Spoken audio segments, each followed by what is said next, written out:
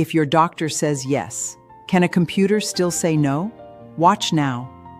When a computer questions your doctor, who really decides your care? Watch now. Who should have the final say? Your doctor or a computer? Watch now here at Secure 65 Health Plans. Secure 65 Health Plans, where seniors thrive.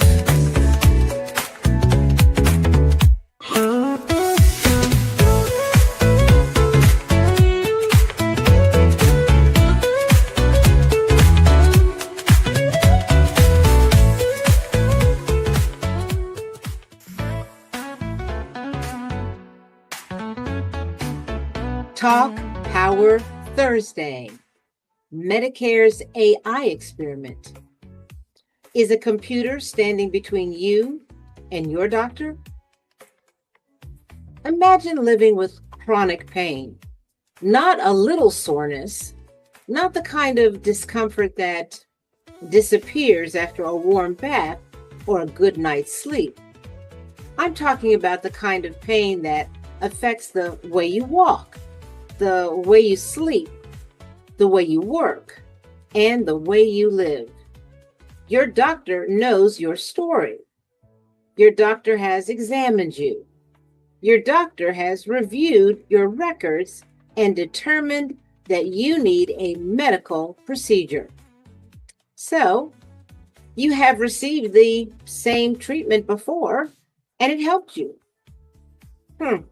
But this time, instead of scheduling the procedure, the doctor's office tells you, well, we have to ask Medicare for permission first. Then your medical records are sent through a system that uses artificial intelligence to determine whether your treatment meets Medicare's requirements. And suddenly, the conversation is no longer just between you and your doctor. And there is an algorithm in the room. A computer system may be reading your medical records, reviewing your symptoms, comparing your condition to a checklist, and influencing whether your procedure moves forward quickly, gets delayed, or is sent back for more information. Now, that is not a prediction about something that might happen 10 years from now. It's happening right now in real time.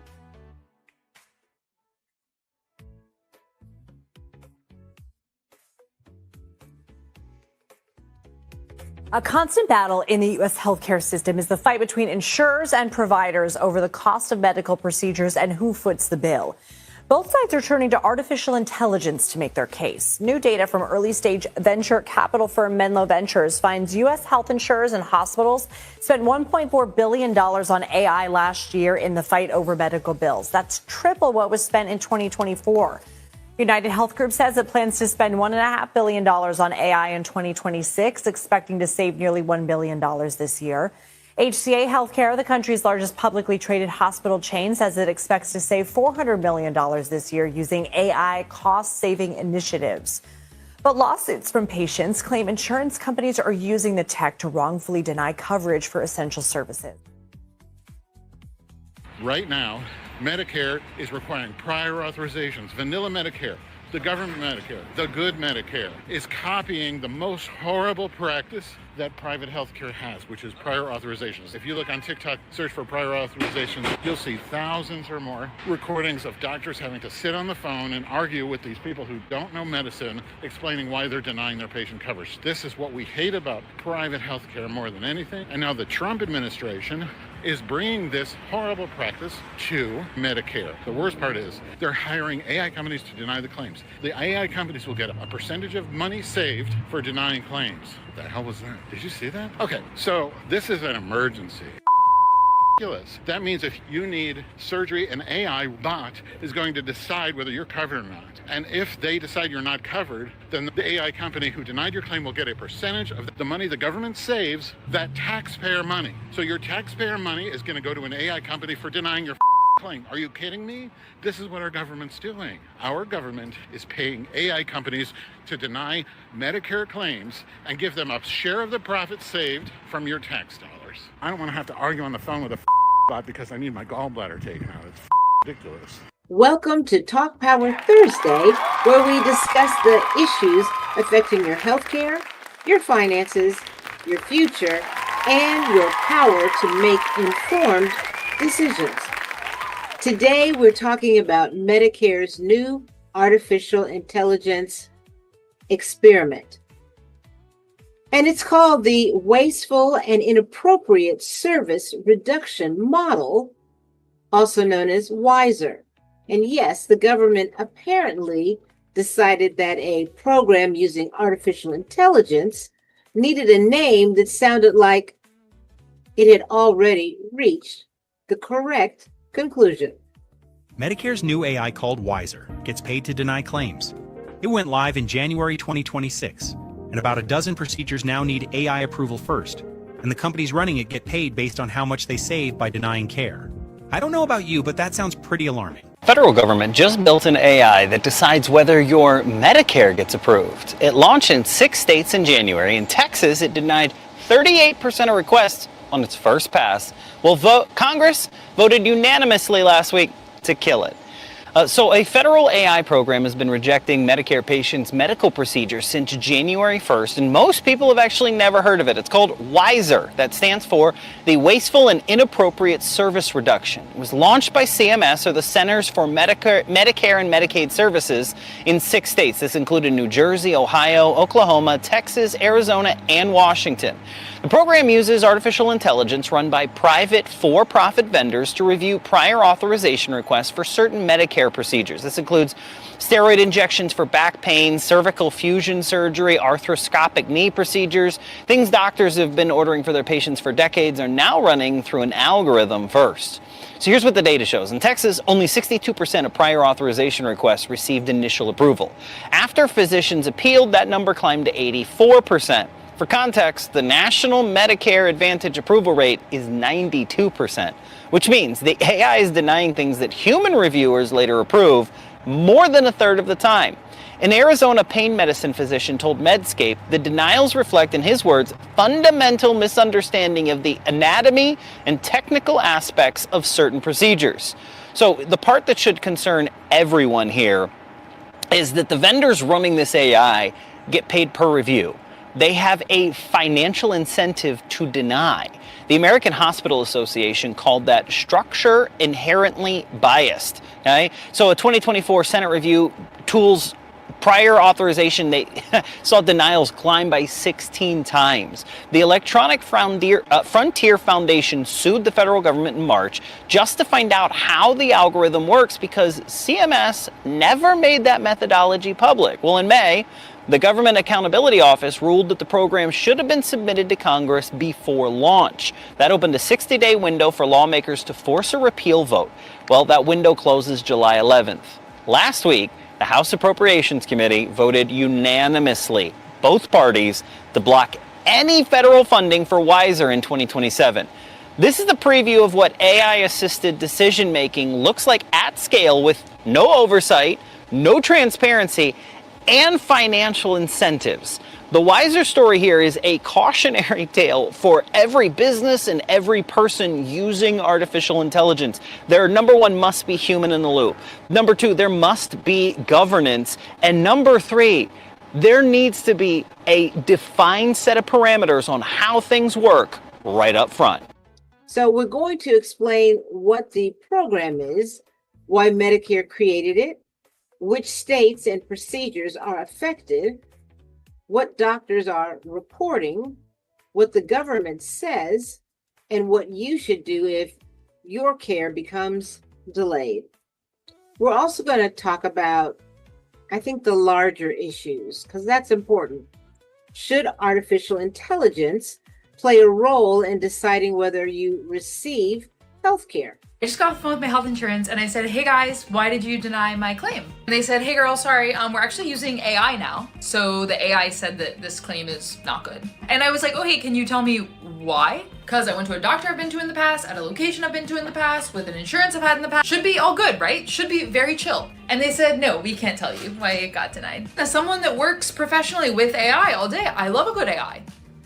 This is not a good AI though. Do you guys want to guess what I went to the doctor for? Because I know you're probably thinking, oh, it's something controversial, it's something complicated. The AI couldn't quite figure out if it was okay or not. It was my annual physical. They said sometimes you can just wait for the AI to change its mind though. Okay, when will it do that? Because as a technical person, I'm like, what does that actually mean? In theory, if you're using AI, it means you're running your code or you're running your model on the data that is my medical claim. Why would it change its mind? Are you just gonna run it again one day randomly? Is it best 2 out of 3? And they're like, well, ma'am, sometimes it just changes its mind. Okay, well, what if it doesn't change its mind? Insurance companies are using AI to deny your claims, and they're doing it faster than ever. United Healthcare's AI model has a 90% error rate on Medicare Advantage denials.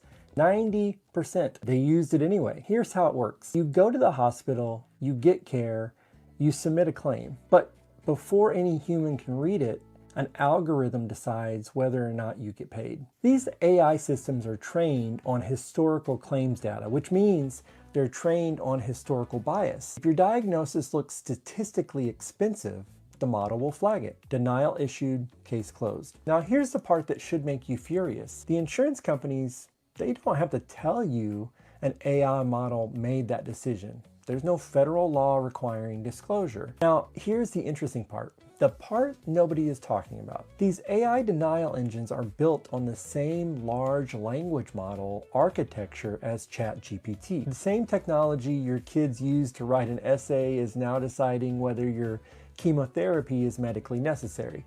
Now, it's not ChatGPT, but the structure is the same. And when you appeal, you're arguing against a black box. The insurer can say their clinical criteria wasn't met, but they don't have to show you the model's logic. There's no transparency, no accountability, just a letter. So here's what you do. If your claim was denied and you never spoke to a human reviewer, appeal it. In writing, demand a peer-to-peer review with an actual physician. That's your right. AI in healthcare isn't inherently evil, but AI that's optimized for profit with zero transparency and zero accountability, that's not innovation, that's a trap. Can you believe it? All of this for an annual exam? What is really going on? And before we go any further, let me make something very, very clear. This is not a conversation about being afraid of technology. Artificial intelligence can help doctors detect disease, organize medical information, identify dangerous medication interactions, reduce paperwork, and possibly improve patient care. Technology itself is not automatically the problem. I think the problem begins when a system designed to help people becomes another obstacle standing between a patient and necessary treatment. What if an algorithm decided when your rehab care stopped and, in the appealed cases, got it wrong 9 times out of 10? A class action lawsuit from 2023 accuses the insurer United Health of using an AI tool called NH Predict to cut off rehabilitation care for elderly patients. The lawsuit claims the algorithm had a 90% error rate, measured by how many denials were reversed on appeal, and that the system kept denying anyway because only about 0.2% of people ever file an appeal. One contractor involved with the program said that approximately 88% of cases with clinical information supporting approval receive an immediate yes.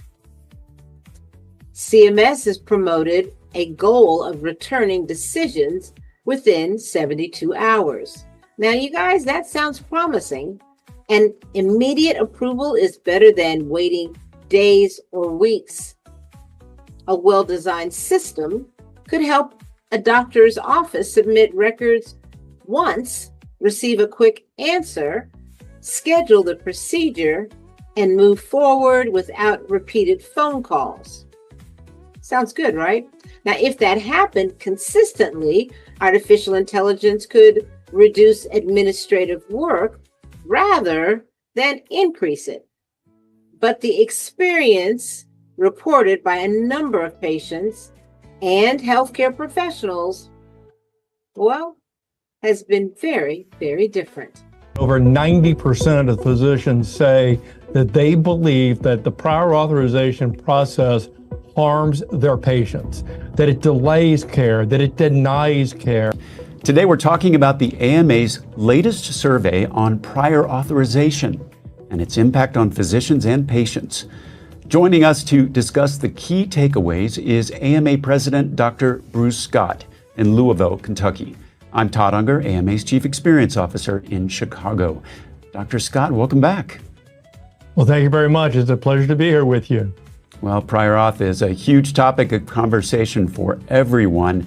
And one of the most interesting findings in this year's survey has to do with the role of AI in prior authorization. Dr. Scott, let's start with that. What can you tell us? Well, it's interesting, Todd. Physicians are very hopeful that AI will actually reduce the administrative burden that we face to give us more time to do what we all went into medicine to do, to take care of patients. And yet in the survey, 3 in 5 of the physicians surveyed say that they're actually fearful that the insurance companies will use AI to actually increase prior authorization, to increase the denials. They say that they fear that the health plans will use AI as another way to question medical judgment, to delay care and to deny care, and at the end of the day, harm the patients. The AMA strongly believes that medical decisions should be made by physicians with their patients, not by computer algorithms. Well, our survey also looked extensively at the burden of prior authorization on patients, some of which you're referring to right there. What were some of the findings that stood out to you? Well, it's amazing that over 90% of physicians say that they believe that the prior authorization process harms their patients, that it delays care, that it denies care. And they went even further to say in 80% of the cases that it leads to patients abandoning care. The patient goes to the pharmacy, for example, and they find out that the prescription that was sent in requires prior authorization. So unfortunately, in a lot of cases, they leave without the prescription. So they don't get the care, the medicine that the physician recommended. And the survey goes on to say that nearly 1 in 4 of the physicians say that this whole process has led to serious adverse events. Now, what they mean by that is hospitalizations, permanent impairment, and even death for one or more of their patients. So this is harming patients in general. But the other thing I would say is that for every patient, it adds stress. You go to your doctor examines you, and you develop a plan, and you walk out thinking you know what's going to happen. And then you got to wait for your insurance company to approve it. And that just adds unnecessary anxiety and stress for the patients.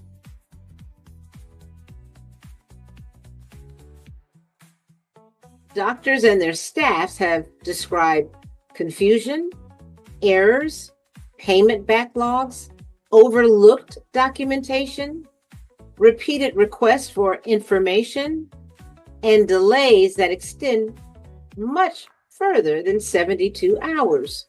Did you know that AI might be the reason that Medicare won't cover your procedure? That's right. Washington State is one of 6 states with this AI pilot program that profits from denying you your doctor-recommended treatments. A recent report showed that patients that are forced to deal with this AI prior authorization are waiting up to 4 times longer to get the care that they need. To understand why the government is doing this, we also need to talk honestly about fraud, because Medicare is an enormous federal healthcare program. Hundreds of billions of dollars move through that system. And where there is that much money, there will be, unfortunately, people trying to steal some of it. For as long as Medicare has existed, the system worked one way. A provider submitted a claim, Medicare processed it, Medicare paid it.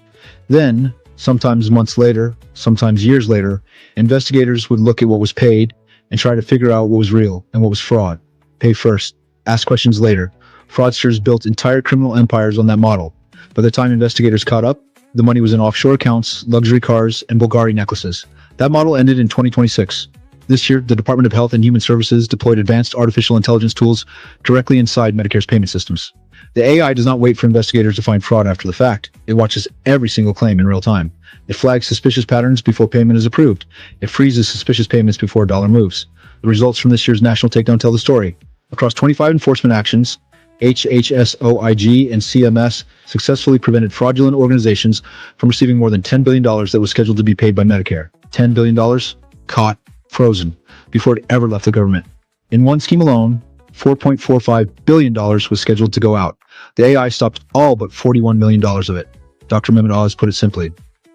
Prosecuting criminals who steal from American patients is necessary, but stopping them before a single dollar leaves the building is smarter. The era of pay first, chase later is over. The machine is watching now, and it is faster than every fraudster who ever tried to beat it. Fraud can involve billing Medicare for services that were never provided, ordering medically unnecessary treatments, falsifying records, paying illegal kickbacks, using stolen beneficiary information, or repeatedly billing for expensive products that the patient may not have needed. It is reasonable for Medicare to protect the program from people who exploit patients and steal public money.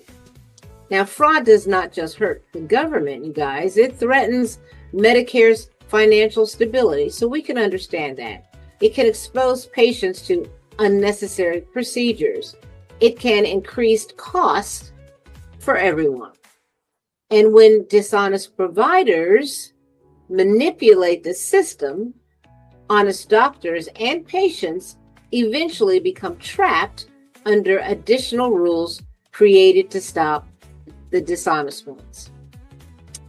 Now, Dr. Scott, in my conversations with you and your speeches, you often cite firsthand stories about what you see in your own practice regarding issues with prior authorization. Is there a recent experience you can tell us about? You know, I could almost tell you a story a week, Todd. A recent one, and I know all of your listeners are not detailed on anatomy, but I had a patient the other day who had a growth identified in his piriform sinus, and this is down in the neck. Yet the insurance company denied the prior authorization for the CT scan because he'd not been on a nasal spray.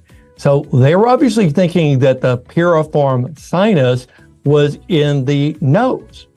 And so I get on the phone and I'm talking to this person, obviously not a physician, and I say to them, I said, you do realize that the piriform sinus is in the throat. So I'm not sure how a nasal spray is going to help.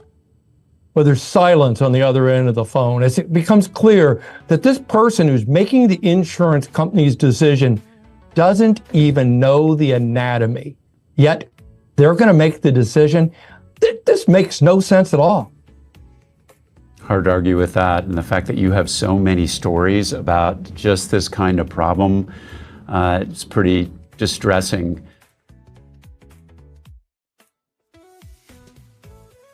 Now, kyphoplasty is a treatment used for certain spinal compression fractures, okay? A Medicare advisory report had raised concern about the procedure being, I'm going to say, overused in some circumstances. Epidural steroid injections are also included in that program. Other targeted services include certain treatments and procedures that the government believes warrant closer reviews. So Medicare's stated goal is not unreasonable. The government says it wants to stop inappropriate care, reduce waste, and protect patients and preserve Medicare dollars. And we all agree with that. The disagreement is over how the system is being implemented and whether legitimate patients are being delayed in the process. And even a CMS official involved with the program acknowledged that the percentage of providers committing fraud, waste, and abuse is very, very small, you guys. And that sentence matters because most doctors are not criminals. Most healthcare professionals are not inventing diagnoses so they can steal from Medicare. Most physicians are trying to care for their patients while completing an extraordinary amount of paperwork. But we also know that prior authorization has significant impact on physicians as well. What did the survey have to say about that? Well, you're exactly right. You know, and as a practicing physician myself, I live this every day. The survey found that the average physician is filling out 39 prior authorization requests on average a week. That's wasting about 13 hours of physician and our staff time. Again, time that could be better spent taking care of patients.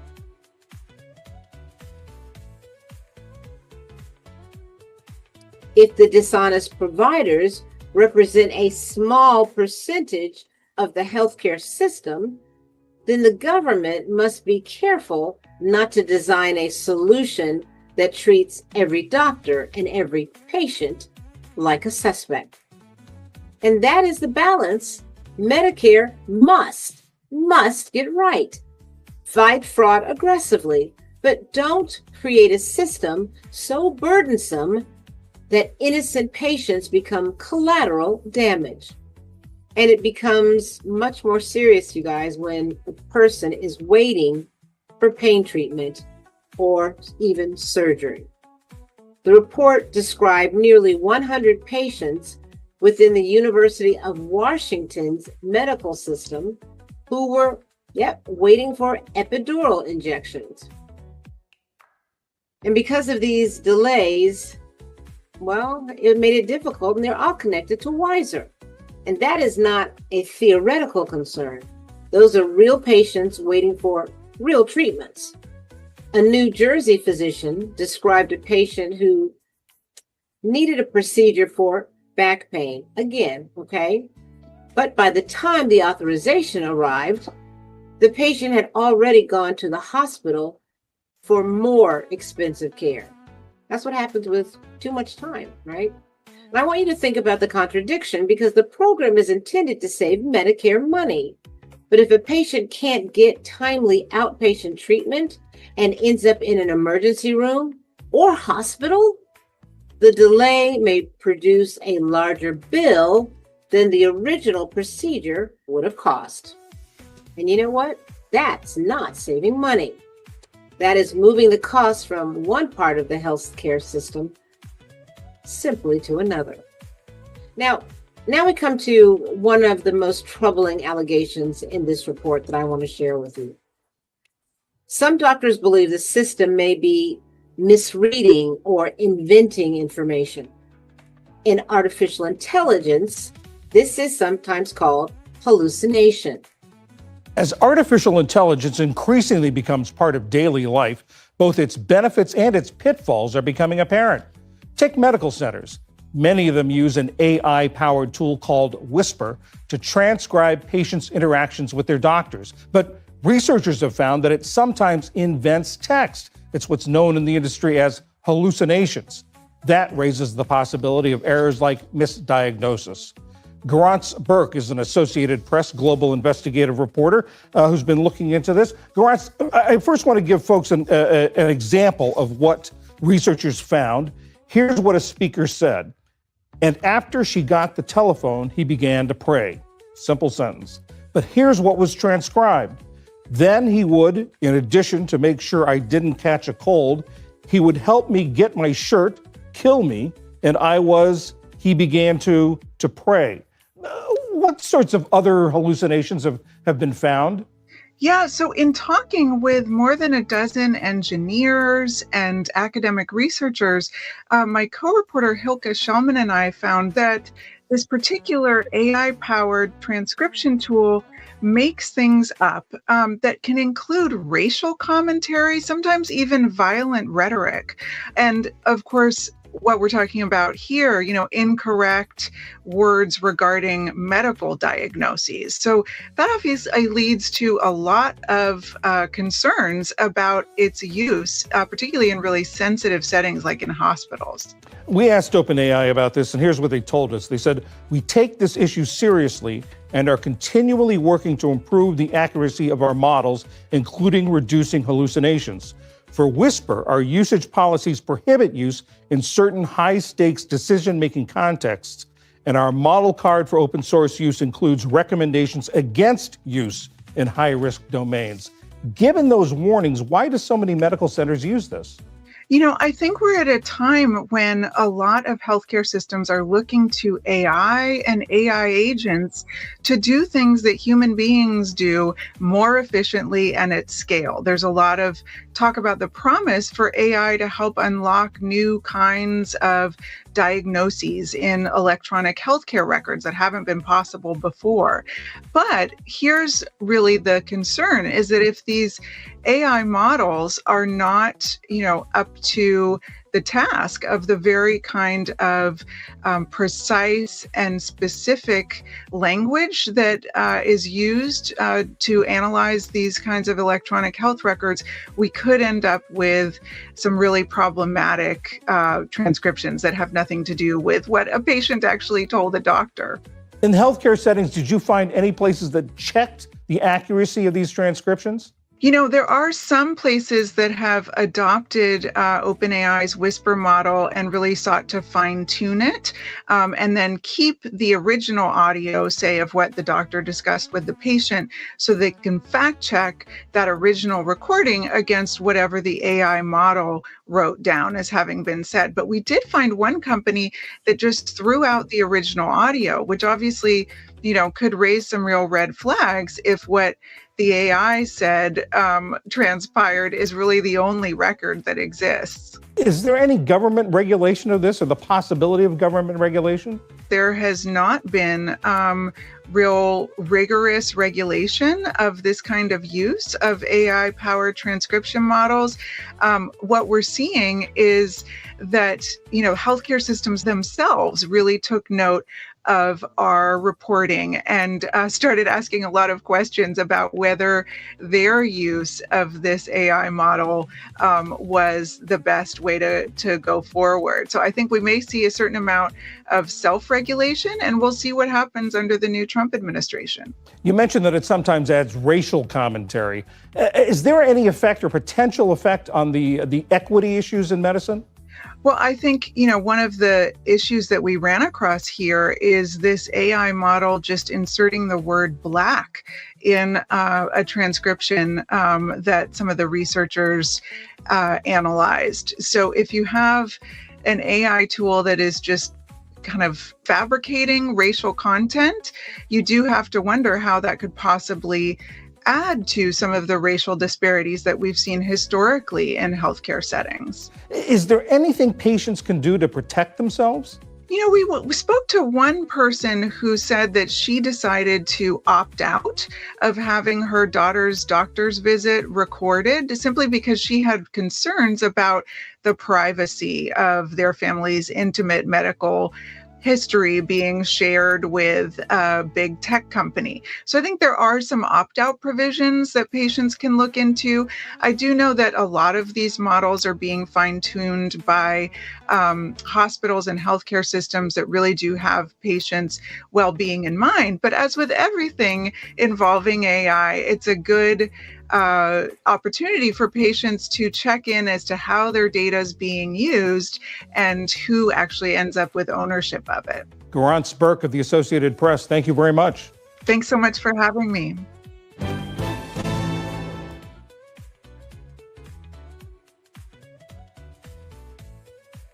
You know what I like about this clip? They just tell it like it is. And that's important because when you can see what's not being said out loud, you can protect yourself better. And next up, our fabulous comic from Austin Van Blockson. Enjoy.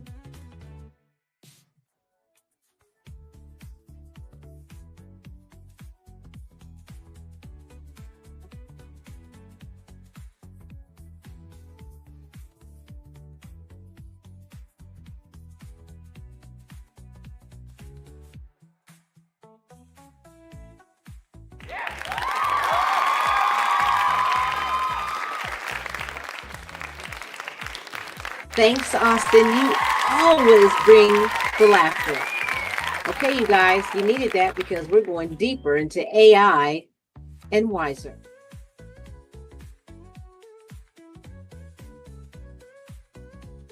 So, after everything we've discussed, what is the final conclusion?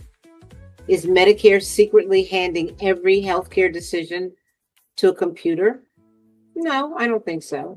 I think that would be a grave exaggeration. Is traditional Medicare testing an AI-supported prior authorization program for selected services in 6 states? Absolutely they are, yes. Have doctors and patients reported delays, confusion, payment backlogs, and apparent factual errors? A resounding yes. Does Medicare have a legitimate responsibility to fight fraud, waste, and medically unnecessary care? Well, I sure hope so. Could artificial intelligence eventually improve the approval process? I guess that's the goal. Yes, if the technology is accurate, transparent, properly supervised, and designed around patient care. But should we blindly accept the idea that anything labeled artificial intelligence is automatically faster, cheaper, or better? Oh, I absolutely don't think so. Not after what we've seen. Artificial intelligence is only as trustworthy as the information it receives, the rules it follows, the people supervising it, and the system created to correct its mistakes. Medicare belongs to the people who paid into it. That's me and you. Its purpose is not merely to process claims. Its purpose is to provide healthcare security to older adults and people living with disabilities. Protecting Medicare from fraud is part of the protecting beneficiaries.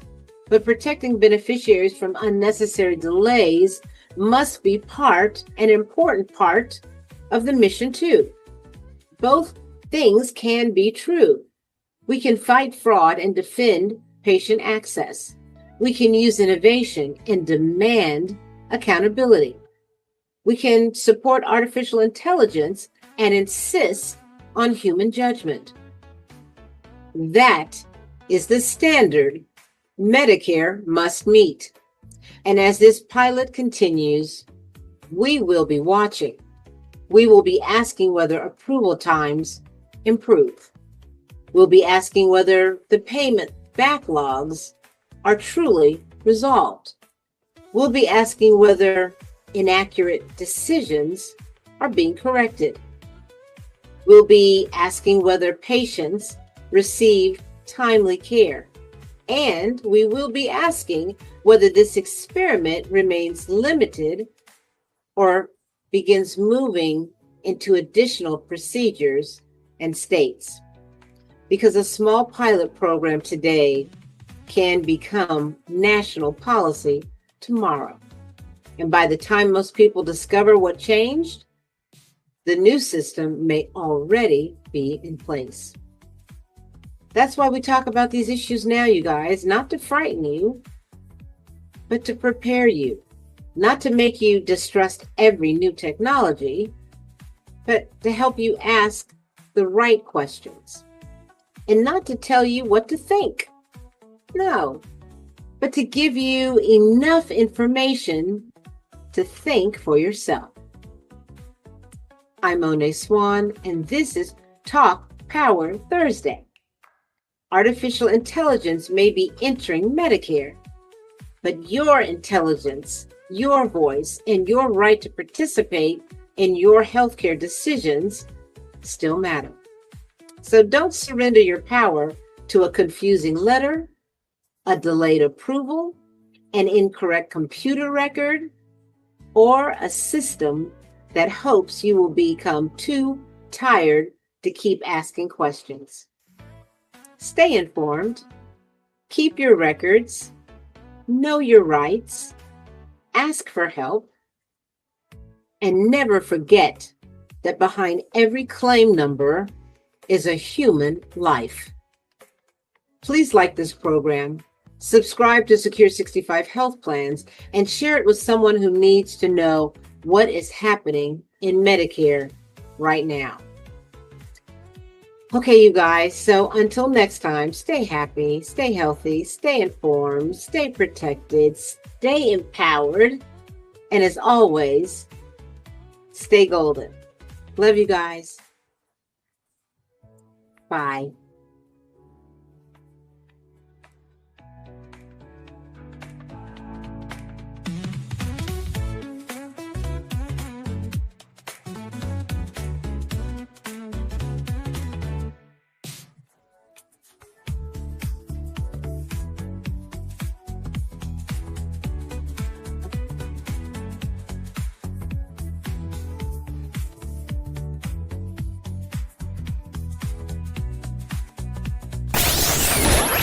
BibX Wealth Insurance Solutions.